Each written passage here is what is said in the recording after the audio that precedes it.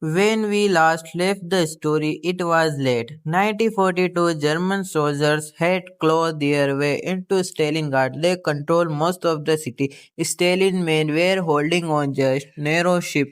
By the Volga River, it looked like defeat was only days away.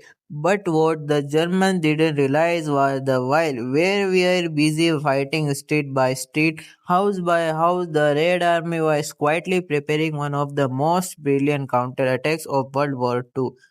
This this counterattack had a name Operation Uranus, the German weakness. Hitler's obsession with the city blinded him. We kept throwing more and more troops into Stalingrad itself, but there is the thing. His flanks, the sides of this army were protected by the best German units. Instead, the positions were held by Romanian, Hungarian, and Italian forces. Now, nothing against those soldiers, but they didn't have the same equipment or morale as the Germans. Some didn't even have proper winter gear. And winter in Russia, let's just say it not exactly nine vacation spot. The Soviets saw the weakness and they were about to exploit it. November 19, 1942, the counterattack at dawn on November 19, 1942, the ground shook. Thousands of Soviet artillery guns opened fire. Imagine the earth itself roaring. German officers later said it felt like the sky was falling. Then waves of Soviet tanks and infantry surged forward, not into the city but against the weaker Romanian and Hungarian troops. Holding its flanks within hours, the defense crumbled, soldiers fled, some froze in terror, stone ran without firing a shot, and just like that, the German inside Stalingrad found himself in danger of being surrounded. On November 23, the Soviet princes in armies from the north and south met near the town of Kalach. The war was close over 3 lakhs Axis soldiers were now endlich inside Stalingrad.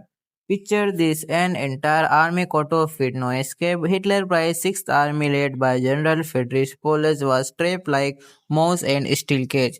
Hitler's mistake. Police wanted to break out his general's badges for my permission to restart while there will still time, but Hitler refused. He sent to a message, the 6th Army will hold in the ground, Stalingrad must be taken. Worse still, he promised that Luftwaffe would supply the army by air, food, fuel, ammo, all of it, but here is the cruelly reality. The Luftwaffe could only deliver a fraction of what was needed. Soldier got maybe a slice bread a day. Horses were slow trade for meat, even dogs and rats become food. Some soldiers wrote in diaries, we are freezing, starving, dying, but still fighting. As December came, the Russian winter is full force. Temperature dropped to minus 30 degrees Celsius. German soldiers had their uniform, no proper gloves, no boots, frostbite, claimed thousands of fingers and toes, guns froze, engines refused to start. Meanwhile, the Soviets better prepared, tightened the nose, the launch attack again and again, shrinking the German pocket. Imagine by a trap, enough ruined city surrounded by snow with enemy shells falling day and night, no escape, no hope, only cold, hunger, and fear. Operation Winter. Hitler, desperate to save his army, ordered Field Marshal Erich von Manstein to launch rescue operation called Winter Storm. In December 1942, German tank punched toward Stalingrad. For a brief moment, hope flick-beard policemen could almost hear the rumble of German panzers miles away, some even its signal flares waiting for salvation. But the relief force never made its Soviet resistance was too strong, and Paulus, ordered by Hitler to stay put, never tried to break the chance of slip away. Stravian and disappear inside the city. Condition become nightmare. Soldiers live in cellars, burn furniture to stay warm, and fought overcome of food disease. Spread dysentery, typhus, stravian. It was like medieval plague. But in the middle of the 20th century, there is a chilling diary entry from a German soldier. The men are eating horse meat mixed with Swedish. We no longer bury the dead. There is no strength left for that. And wait, the will fought street battles rage. Even a man collapsed from hunger. By January 1943, the end was near. Soviet forces launched the final assault. The Sixth Army was cut into smaller pockets. Resistance collapsed on January 31. Hitler tried to one last desperate move. He promoted police to Field Marshal Hitting, the no German Field Marshal had ever become capture alive, basically telling him to communist suicide. But Paulus didn't he surrender. Our 19,000 starving, frostbitten survivors marched into Soviet capacity. Of thus, only a few thousand ever returned to Germany after the war. The numbers are almost too big to imagine. The battle lasted nearly 6 months. Casualties around 2 million combined soldiers and civilians entire division wipe out a whole city, reduced to ashes. But the impact Tremondo Stalingrad was the first major defeat of Hitler's army. If shattered the myth of German invisibility from this point on the Red Army pushed west and the long road barreling began.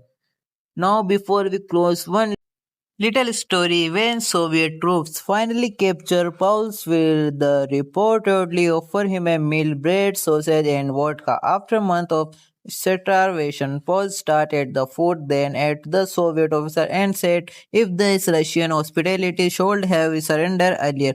Okay, maybe the story half true, half legend, but after all, suffering a little humor goes a long way.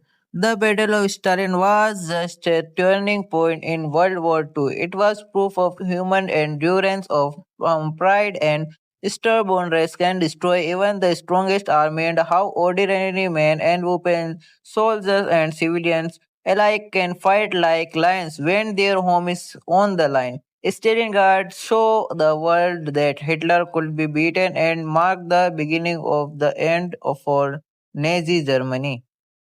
And that there was the Soviet counter-strike at Stalingrad, an operation that only have surrounded entirely Germany name but also marked the beginning of Nazi Germany's downfall. It's both this whole brutal wait till you hear what come next aftermath, the compost and the way Stalingrad reshaped the future of entire world. That's coming in part 3, so make sure you don't miss it. This is his telling. Thank you for watching and remember history is just about the past, about the story we'll carry into the future. Like and subscribe.